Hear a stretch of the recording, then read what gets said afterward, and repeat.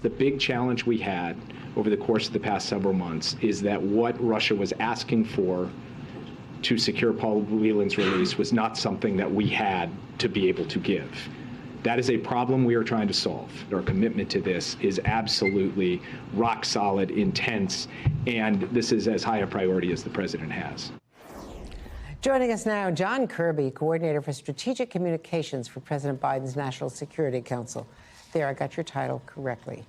You did. John, thank you for being with us. So, State Department officials say that they talked to the Whelan family, of course. Were they able to give the Whelan family any kind of positive updates about contacts with Russia? Well, I don't want to get into negotiating here in public, as you might imagine we wouldn't want to do. But we were able to give them an update of where we are, what our thinking is, and sort of help them understand the path forward to try to get Paul home. I want to be careful here and make it clear that we don't have a deal in place right now. I don't want to convey that, but we certainly are smarter after weeks and months of trying to get Paul out previous to getting Ms. Griner out. We certainly have a better understanding of the context behind Russian expectations, and we'll be able to use that going forward, as Mr. Sullivan, the National Security Advisor, said yesterday, use that going forward to try to get to an actual release of Mr. Whelan. What Jake Sullivan just said, as you heard, was that the Russians were insisting on us giving up something we didn't have control over. That was the Russian assassin in Germany, as has been widely reported, as we reported back in the summer, correct? A German prisoner. That's right. It was an individual we simply didn't have in our custody. So it wasn't a commitment we could make.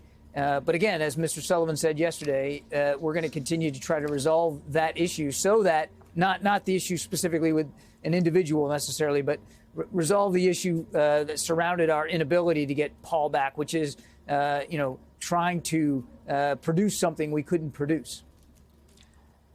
Officials have been very clear during the release of Brittany Griner that the Russians want a spy for Paul Whelan. We say he's not a spy. He says he's not a spy. And that we do not have a Russian spy in American custody. He's not a spy. These are sham espionage charges. It's pretty clear to us that the Russians treat him differently because of those charges. And again, I want to be careful that I'm not negotiating in public. It's just that there was no way that they would exchange Mr. Boot for Mr. Whelan. The only exchange possible to us was Mr. Boot for Ms. Griner. And it's related to the fact that they believe he is something different than he actually is. They don't believe him to be a criminal the way they hold Mr. Boot. They believe that he was a spy. And to use your phraseology, we have no one different in our custody that we could offer up? I would just tell you that we don't have anybody in our custody that would meet the criteria Russia was asking for. You know, they're clearly talking about espionage, and we're not.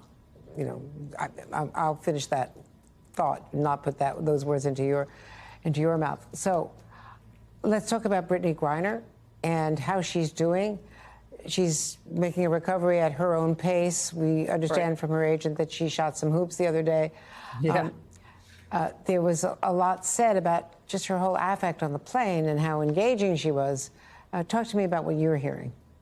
I'm hearing very much the same thing, Andrea. Obviously, she's in good spirits, and so is her wife, Sherelle.